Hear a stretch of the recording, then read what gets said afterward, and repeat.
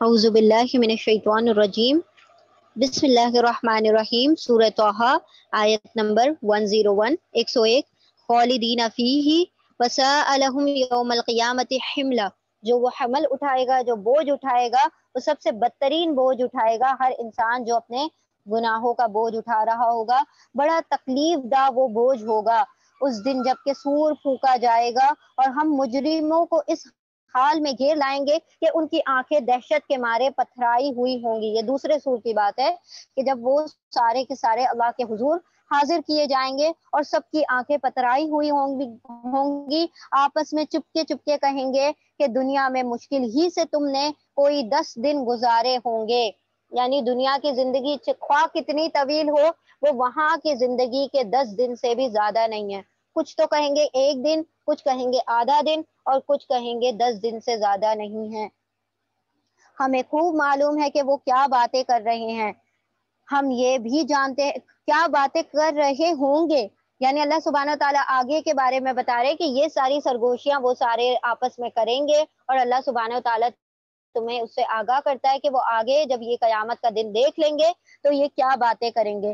ہم یہ بھی جانتے ہیں کہ اس وقت ان میں سے جو زیادہ سے زیادہ محتاط انداز لگانے والا ہوگا، وہ کہے گا کہ نہیں، تمہاری دنیا کی زندگی بس 1 دن کی زندگی تھی۔ یعنی کہ جو سب سے زیادہ صحیح اندازہ کرنے والا ہوگا وہ کہے گا کہ دنیا کی زندگی تم تو زیادہ بتا رہے ہو، 10 دن تو بہت ہو گئے، وہ صرف 1 دن تھی یا اس سے بھی زیادہ کم۔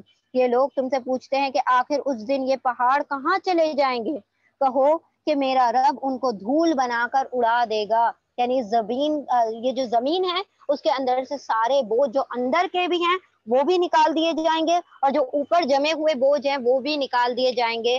تو یہ زمین کیسی چٹیل میدان ہو جائے گی، اور زمین ہلکی پھلکی ہو جائے گی جس کی وجہ سے وہ ہلنے لگے گی، کیونکہ پہاڑوں کو اڑا کر روئی کے گالوں کی طرح اڑا دیا جائے گا۔ جیسے وہ روئی دھنتے ہیں تو کیسے وہ اوپر روئی اڑتی ہوتی ہے، ویسے ہی اللہ سبحانہ تعالیٰ اس دنیا سے پہاڑ کو اڑا دیں گے، اور دھول کی طرح وہ اڑ جائیں گے، اور زمین کو ایسا ہموار چٹیل میدان بنا دے گا کہ اس میں تم کوئی بل اور سلوٹ نہ دیکھو گے۔ اب دیکھیں، ہم دیکھیں کہیں پلیٹیو ہوتا ہے، کہیں پہ کچھ ہوتا ہے، کہیں پر اونچے نیچے، کہیں پر ربوا یعنی اونچی وادی ہوتی ہے، کہیں پر نیچے ڈھلان ہوتی ہے، کہیں پر کھائی ہوتی ہے۔ تو اللہ سبحانہ تعالیٰ نے اس زمین کو کیا دی ہے؟ اونچ نیچ عطا کی ہے۔ لیکن جب قیامت آئے گی تو ساری اونچ نیچ ختم کر دی جائے گی، جو بھی اس کے اوپر ہے وہ بھی اکھاڑ پھینکا جائے گا، جو اس کے اندر ہے وہ بھی اپنا سب نکال کر پھینک دے گی زمین، اور پوری سیدھی سپاٹ چٹیل میدان بن جائے گی۔ اور اس روز سب لوگ منادی کی پکار پر سیدھے چلے آئیں گے، کوئی ذرا اکڑ کر نہ دیکھے گا۔ یعنی کہ جب وہ سور پھونکے گا تو وہ سب سور کی آواز سنتے ہوئے اس کی طرف دوڑتے ہوئے چلے آئیں گے، اور کسی کے اندر کوئی اکڑ نہیں ہوگی، کوئی نہ دولت کی اکڑ، نہ اولاد کی اکڑ، نہ کوئی مال کی اکڑ، نہ کسی سٹیٹس کی اکڑ۔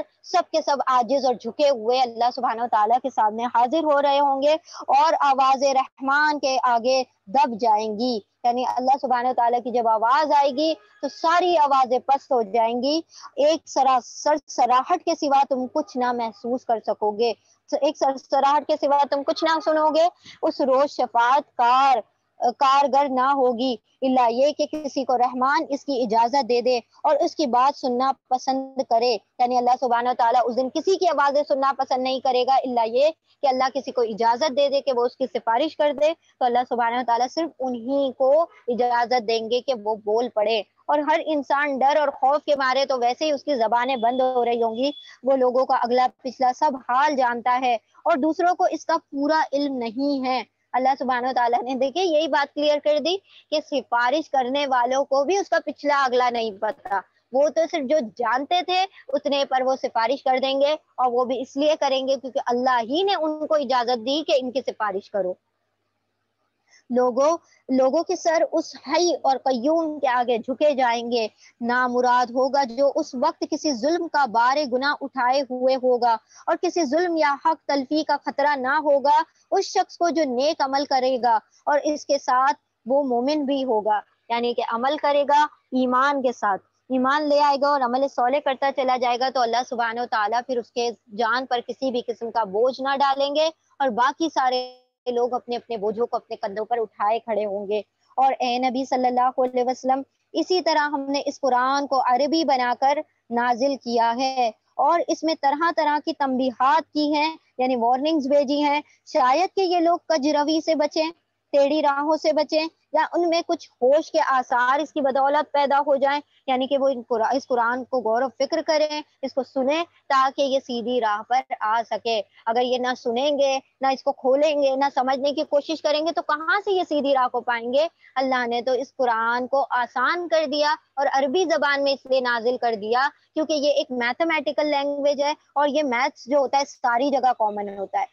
کوئی بھی زبان ہے ساری، جو انگلش ہے، اردو ہے، باقی سب کی اپنے اپنے روایات ہوتی ہے، اپنے قواعد ہوتے ہیں، اپنے قانون ہوتے ہیں، لیکن عربی زبان کا قانون جو ہے وہ میتھس کی طرح ہے، اور میتھس سب جگہ یونیورسل ہوتا ہے.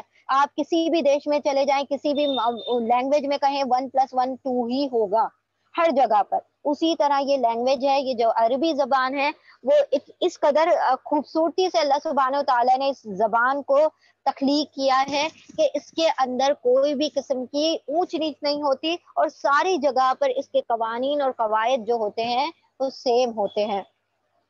ہم نے اس سے اور جو باقاعدہ جو عربک لٹریچر پڑھتے ہیں اور سارا کچھ سیکھ رہے ہوتے ہیں، گرامر سیکھتے ہیں، تو وہ چاہے نان مسلم ہو، ان کو جو گرامر پڑھایا جاتا ہے وہ قرآن ہی کے ذریعے سے اخذ کر کے پڑھایا جاتا ہے.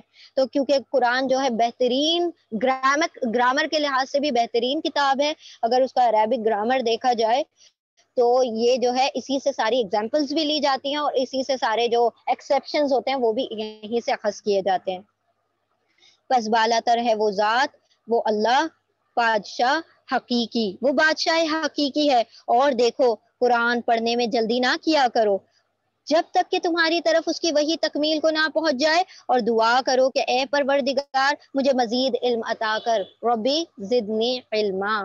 دیکھیں اللہ سبحانہ و تعالیٰ نے، آپ صلی اللہ علیہ وسلم بھی تو بڑے وہ تھے نا، مطلب کہ جلدی جلدی سے میں سارا کچھ سیکھ جاؤں. تو آپ صلی اللہ علیہ وسلم کیا کرتے تھے؟ جلدی جلدی سے اپنی زبان کو پھیرا کرتے تھے، کہیں مجھ سے کوئی چیز چھوٹ نہ جائے، کوئی چیز رہ نہ جائے. اللہ سبحانہ و تعالیٰ نے فرمایا کہ کیوں جلدی کر رہے ہو، ہم ہیں جو تمہیں سکھا بھی دیں گے. وہ انشاءاللہ ہم آخری سورہ میں پڑھیں گے. اللہ سبحانہ تعالیٰ فرماتے ہیں اپنے نبی سے، ہم ہی تم کو سکھائیں گے اور ہم ہی تمہیں اس کا بیان مطلب پڑھوا بھی دیں گے اور تم کو سکھا بھی دیں گے. تو اس کے اندر جلدی کرنے کی ضرورت نہیں، اس کو ٹھہر کر پڑھو، آہستہ آہستہ پڑھو، تاکہ یہ تمہارے کچھ سمجھ میں بھی آئے، یعنی تم اس سے کچھ نہ کچھ انڈرسٹینڈنگ بھی کر سکو نا. خالی جلدی جلدی پڑھ لو گے تو ایسا ہوگا کہ کوئی چیز چھوٹ جائے گی یا کوئی چیز تمہارے سمجھ سے بالا تر ہو جائے گی. تو اس کو آسانی سے پڑھو. تو ہم نے جب قرآن پڑھنا ہے تو ٹھہر کر آسانی سے، اور مطلب قرآن کا اصل مطلب ہوتا ہے نا قراء کا مطلب ہوتا ہے ٹو ریڈ، اور ایک ہوتا ہے اقرا کا مطلب ہوتا ہے پڑھنا، ایک ہوتا ہے ترتیل. اللہ سبحانہ و تعالیٰ نے 3 الفاظ استعمال کیے ہیں اپنے قرآن میں، ایک ہے ترتیل، ایک ہے اقرا یعنی کہ قرات، اور ایک ہے what is that the third one is تلاوت. 3 چیزیں استعمال کی گئی. اقرا کا مطلب ہوتا ہے، قراء کا مطلب ہوتا ہے ٹو ریڈ، اس کے اندر صرف ریڈنگ آتی ہے. تلاوت کا کیا مطلب ہوتا ہے کہ جب بندہ پڑھے تو اس کے ساتھ ساتھ، تلو کا ایکچولی میں مطلب ہوتا ہے ٹو فالو، کسی چیز کے پیچھے چلنا. قراء کا مطلب ہوتا ہے ٹو ریڈ، تلو کا مطلب ہوتا ہے ٹو فالو. تو اس کا کیا مطلب ہوتا ہے کہ جب ہم قرآن پڑھے تو اس کے ساتھ ساتھ اس کی میننگ کو بھی اس کا فالو کرتے رہیں، یعنی کہ اس کے پیچھے پیچھے اس کے میننگ بھی چلے. تو یہ ہوتی ہے تلاوت. اور تیسرا اللہ سبحانہ تعالیٰ نے فرمایا کہ ترتیل سے پڑھو. قرآن کو ترتیل سے پڑھنا یعنی کہ رک رک کر پڑھنا، ایک دم سے نہ پڑھ لو، جلدی جلدی نہ پڑھو، اس میں جلدی نہ مچاؤ. اللہ سبحانہ تعالیٰ کوانٹیٹی پر کوئی وہ نہیں کرتا، تم کوالٹی والا پڑھو، کوالٹی وائز پڑھو. تو ایک صحابی ہیں، شاید حضرت عمر رضی اللہ تعالیٰ عنہ ہے، یا تو ان کو سورہ بقرہ کو سیکھنے اور سمجھنے میں 12 سال لگ گئے. اب ہم نام صحیح لے رہے ہیں کہ نہیں لے رہے ہیں، تو وہ ان کو 12 سال لگے سورہ بقرہ کو سمجھنے اور سیکھنے میں. تو اور یہ سورہ بقرہ کا نزول بھی لگ بھگ 10 سال میں ہوا ہے، کیونکہ مدنی دور کے شروع میں شروع ہوئی تھی سورہ بقرہ کے نزول، اور آخر میں کیا ہوا، مطلب بالکل اینڈ میں ان کی جو آیتیں تھی وہ 10 ہجری تک آتی رہی، تو یہ اس طریقے سے 10 سال تو اس کے نزول میں لگ گئے۔ جب اللہ سبحانہ و تعالیٰ بتدریج اس چیز کو نازل کر رہا ہے تو اللہ سبحانہ و تعالیٰ نے فرما دیا تو اس کو ٹھہر ٹھہر کر پڑھ لو۔ اور دیکھیں پہلے کے دور میں تو یہ آیتیں وغیرہ بھی نہیں لگی ہوئی تھی، کوئی نشانیاں نہیں تھی، پورا قرآن ایک ساتھ لکھا ہوا تھا، کوئی زبر زیر پیش نہیں تھا، کوئی آیت نہیں، کوئی توئیں، کوئی میم، کوئی وقف اوقاف کی سائنس نہیں تھی۔ تو یہ یہاں پر ہمارے لیے اتنی آسانیاں کر دی گئی کہ ہم اس کو خوبصورتی سے پڑھ سکتے ہیں، اس کی ترتیل اور اس کی تجوید اور اس کی مطلب اس کی حسن کے ساتھ اس کو پڑھ سکتے ہیں۔ اللہ سبحانہ و تعالیٰ ہم سب کو اس کو بہترین طریقے سے پڑھنے کی توفیق عطا فرمائے اور اس کا حق ادا کرنے کی توفیق عطا فرمائے۔ بس بالا و برتر ہے اللہ، بادشاہ حقیقی ہے، اور دیکھو قرآن پڑھنے میں جلدی نہ کیا کرو جب تک کہ تمہاری طرف اس کی وہی تکمیل کو نہ پہنچ جائے، اور دعا کیا کرو کہ ربی زدنی علما، اے اللہ میرے علم میں مزید اضافہ فرما دے۔ تو علم حاصل کر رہے ہیں، چاہے دین کا علم حاصل کر رہے ہیں، دنیا کا علم حاصل کر رہے ہیں، تو یہ دو دعائیں گزر چکی ہیں، ایک ہے نبی صلی اللہ علیہ وسلم کی یہ دعا، اور ایک تھی موسیٰ علیہ السلام کی وہ دعا۔ دونوں ہی بہترین دعائیں ہیں، قرآنک دعائیں ہیں، ربی زدنی علما بھی اور ربی اشرح لی صدری بھی۔ تو اس کو پڑھ کر ہی اپنی تمام جو باتیں ہیں ان کو، جو آپ علم حاصل کریں اس کو شروع کیا کریں۔ اللہ سبحانہ و تعالیٰ اس میں برکت بھی عطا فرمائیں گے اور اس کے اندر پائیداری بھی عطا فرمائیں گے۔ ہم نے اس سے پہلے آدم کو ایک حکم دیا تھا مگر وہ بھول گیا اور ہم نے اس میں عزم نہ پایا۔ یاد کرو وہ وقت جب کہ ہم نے فرشتوں سے کہا تھا کہ آدم کو سجدہ کرو۔ کون سا حکم دیا تھا آدم علیہ السلام کو؟ کہ وہ جو ہے درخت اس کے پاس نہ جانا، اور آدم علیہ السلام اور ان کی زوجہ تھی انہوں نے اس چیز کو پاس نہ رکھا۔ وہ وقت جب کہ ہم نے فرشتوں سے کہا تھا کہ آدم کو سجدہ کرو، وہ سب تو سجدے میں گر گئے مگر جو ایک ابلیس تھا کہ وہ انکار کر بیٹھا۔ اس پر ہم نے آدم سے کہا کہ دیکھو یہ تمہارا اور تمہاری بیوی کا دشمن ہے، ایسا نہ ہو کہ یہ تمہیں جنت سے نکلوا دے اور تم مصیبت میں پڑ جاؤ۔ یعنی آدم علیہ السلام کو بتا دیا گیا کہ یہ دیکھو یہ ابلیس ہے، اس نے پہلی مرتبہ تم کو سجدہ کرنے سے انکار کیا تھا، اب یہ جنت میں کوئی فساد پھیلا دے اور تمہیں غلط کام کروا دے، تو بہتر ہے کہ تم اس سے دور رہنا اور اس سے آگاہ رہنا، اور تمہیں اس سے پہلے ہی آگاہ کیا جا رہا ہے یہ تمہارا دشمن ہے، اور دشمن سے دشمنوں ہی کی طرح رہا جاتا ہے، اس سے دوستی نہیں کی جاتی۔ یہاں تو تمہیں یہ آسائش حاصل ہے کہ نہ تم دیکھو یہ تمہیں جنت سے نہ نکلوا دے اور تم مصیبت میں پڑ جاؤ، یہاں تو تمہیں بہت سی آسائش حاصل ہے کہ نہ تم بھوکے ہو نہ ننگے ہو، نہ پیاس ہے نہ دھوپ ہے، نہ تمہیں بھوک ستاتی ہے، لیکن شیطان نے اس کو پھسلا دیا، کہنے لگا آدم بتاؤں تمہیں وہ درخت جس سے ابدی زندگی اور لازوال سلطنت حاصل ہو جاتی ہے۔ یعنی کہ تم جب وہ درخت کا پھل کھاؤ گے تو تمہاری زندگی کیسی ہو جائے گی، جیسے آب حیات پی لیا ہو، ویسے ہی وہ پھل جو ہے وہ انسان کو ہمیشہ کی زندگی بخشتا ہے۔ تو میں تمہیں وہ درخت بتا دیتا ہوں۔ آخرکار دونوں میاں بیوی اس درخت کا پھل کھا گئے، نتیجہ یہ ہوا کہ فوراً ہی ان کے سطر ایک دوسرے کے آگے کھل گئے اور لگے دونوں اپنے آپ کو جنت کے پتوں سے ڈھانکنے۔ یعنی کہ جب اللہ سبحانہ و تعالیٰ نے ان کے اورا ان پر ظاہر کر دیے تو پھر جنت کے پتوں سے اپنے آپ کو ڈھانکنے لگے۔ ابھی وہ جو 4 چیزیں یہاں پر ذکر کی گئی ہیں کہ اس میں کپڑا بھی ہے، تمہارے پاس کھانا بھی ہے فراوانی سے، اور تمہیں بھوک بھی نہیں لگتی اور کسی بھی قسم کی تمہیں تکلیفیں نہیں ہیں، اور وہ ساری مشقتیں تم کو دنیا میں بھگتنی پڑیں گی۔ یعنی دنیا آسائشوں کا نام نہیں ہے، جنت اصل آسائشوں کا نام ہے۔ اور دنیا کی جو آسائشیں ہیں وہ ہوں گی بھی تو کتنی، ابھی بتایا گیا کہ کتنی، 1 دن یا 10 دن بھی اس شخص نے کہا کہ وہ تو بہت کہہ رہے ہو تم، ہم دنیا میں تو 1 ہی دن رہے ہیں۔ تو یہاں پر آیت نمبر 130 جب یہ ہوا تو سارے جو آدم علیہ السلام ہے اور حوا ہیں اور پھر وہ ابلیس ہے اور سارے جن ہیں، سب کو جنت سے نکال دیا گیا۔ جب انہوں نے پھل کھا لیا، نتیجہ یہ ہوا کہ ان کے اورا ان پر ظاہر ہو گئے اور وہ اپنے بدن کو جنت کے پتوں سے ڈھانکنے لگے۔ آدم علیہ السلام نے اپنے رب کی نافرمانی کی اور راہ راست سے بھٹک گیا، پھر اس کے رب نے اسے برگزیدہ کیا اور اس کی توبہ قبول کر لی اور اسے ہدایت بخشی، جو کہ ہم نے سورہ اعراف میں پڑھی تھی کہ ان دونوں نے دعا کی، ربنا ظلمنا انفسنا وان لم تغفر لنا وترحمنا لنکونن من الخاسرین۔ تو وہ دعا اللہ سبحانہ و تعالیٰ نے کئی سالوں بعد ان کی قبول فرمائی اور وہ دونوں مطلب اللہ سبحانہ و تعالیٰ کی مطلب رحمت میں دوبارہ سے رجوع کرنے لگے۔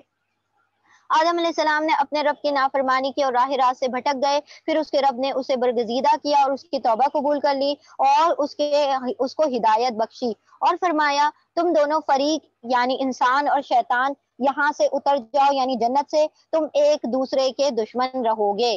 اب اگر میری طرف سے تمہیں کوئی ہدایت پہنچے تو جو کوئی میری اس ہدایت کی پیروی کرے گا وہ نہ بھٹکے گا نہ بدبختی میں مبتلا ہوگا۔ ہدایت یعنی کوئی کتاب ہوگی یا کوئی رسول ہوگا یا کسی بھی طریقے سے ہم کوئی علامتیں یا کوئی نشانیاں بھیجیں گے تو اس کے اوپر تم نے عمل کرنا ہے، اس سے بھٹکنا نہیں ہے۔ اگر تم اس کو چھوڑ دو گے تو تم اصل میں بھٹک جاؤ گے۔ اور جو میرے ذکر سے درس نصیحت سے منہ موڑے گا اس کے لیے دنیا میں تنگ زندگی ہوگی اور قیامت کے روز ہم اسے اندھا اٹھائیں گے۔ وہ کہے گا پروردگار دنیا میں تو میں آنکھوں والا تھا، یہاں مجھے اندھا کیوں کر دیا گیا؟ اللہ تعالیٰ فرمائے گا ہاں اسی طرح تو ہماری آیتوں کو جھٹلاتا تھا جبکہ وہ تیرے پاس آئی تھی، تو نے بھلا دیا تھا، اسی طرح آج تو بھلا دیا جائے گا۔ اسی طرح ہم حد سے گزرنے والے اور اپنے رب کی آیات نہ ماننے والوں کو دنیا میں بدلا دیتے ہیں اور آخرت کا عذاب زیادہ سخت ترین ہے اور زیادہ دیر پا ہے، ہمیشہ رہنے والا ہے۔ یہاں پر اللہ سبحانہ و تعالیٰ نے کہا کہ ان لوگوں کی آنکھوں کو مس کر دیا جائے گا، مٹا دیا جائے گا، کیونکہ انہوں نے حق کو دیکھنے سے دنیا میں انکار کر دیا۔ تو جب جو لوگ حق نہیں دیکھ سکتے تو ان کے لیے ضروری نہیں ہے کہ وہ آنکھیں رکھیں۔ تو اللہ سبحانہ و تعالیٰ نے ان کی آنکھوں کو کیا کر لیا؟ وہاں پر ان کی بینائی سلب کر لی۔ آیت نمبر 127۔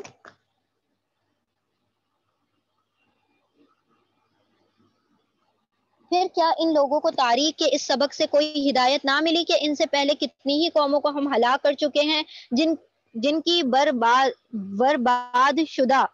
برباد شدہ بستیوں میں آج یہ چلتے پھرتے ہیں، یعنی کہ یہ سب کچھ دیکھ رہے ہیں، ان کو سب کچھ خبر ہے، سارے قصے بھی جانتے ہیں، ان کے واقعات جانتے ہیں۔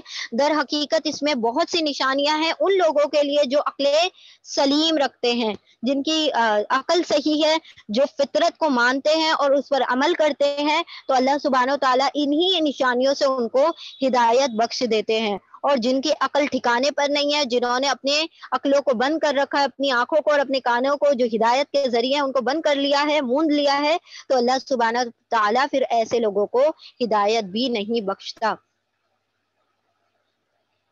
اگر تیرے رب کی طرف سے پہلے ایک بات طے نہ کر دی گئی ہوتی اور مہلت کی ایک مدت مقرر نہ کی جا چکی ہوتی تو ضرور ان کا بھی فیصلہ کر دیا گیا ہوتا۔ بس اے نبی صلی اللہ علیہ وسلم، جو باتیں یہ لوگ بناتے ہیں ان پر صبر کرو اور اپنے رب کی حمد و ثنا کے ساتھ اس کی تسبیح کرو، سورج نکلنے سے پہلے اور غروب ہونے سے پہلے، اور رات کے اوقات میں بھی تسبیح کرو۔ یہ مطلب نماز کے اوقات کے دہانے بتائے دیے گئے، فجر میں بھی، مغرب میں، عصر میں بھی، جب سورج نکلنے سے پہلے اور جو مغرب میں غروب ہونے سے پہلے، یہ فرشتوں کے ڈیوٹی کے چینج ہونے کا وقت ہوتا ہے نا۔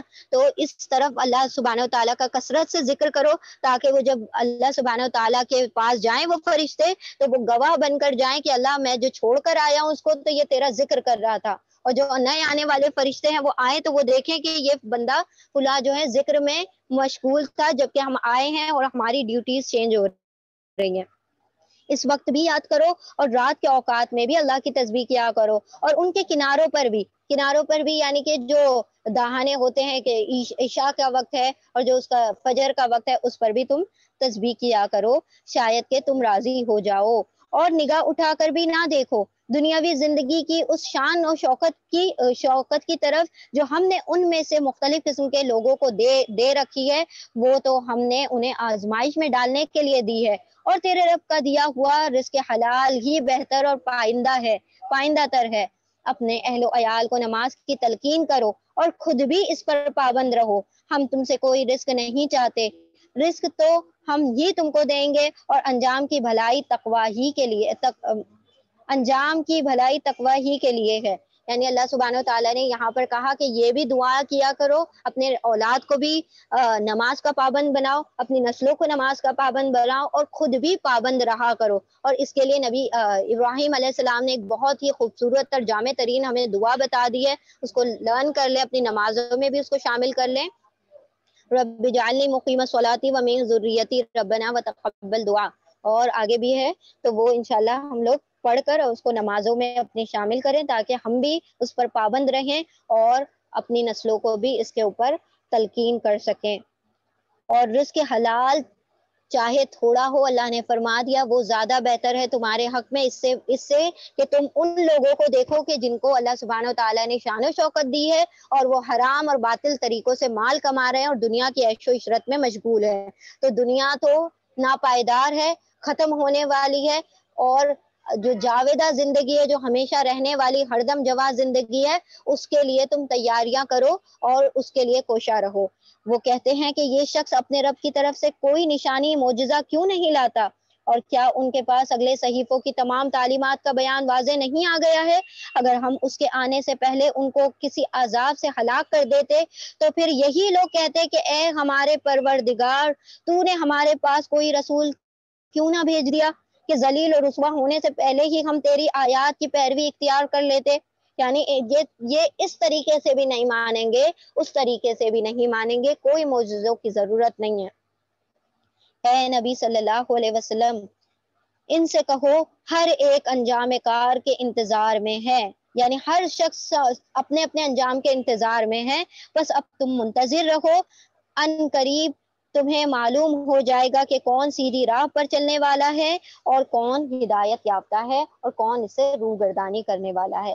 یعنی اللہ سبحانہ و تعالیٰ نے فرما دیا کہ اللہ سبحانہ و تعالیٰ اس لیے وقت مقرر مدت اور ایک مہلت مقرر کر دی گئی ہوتی ہے، ایک اجل مسمہ رکھا ہوتا ہے تاکہ انسان جس کو سدھرنا ہے وہ سدھر جائے، آزمائش میں ڈال دیا ہے جس کو وہ اپنی آزمائشوں میں اور مزید آگے نکل جائے، یعنی کہ جو فتنے میں پڑ گئے ہیں وہ اور اپنے گناہوں میں جکڑ لیں اپنے آپ کو اور اپنے گناہوں سے اپنا حصار کر لیں، اور پھر ان کی جب پکڑ ہو تو سخت ہو۔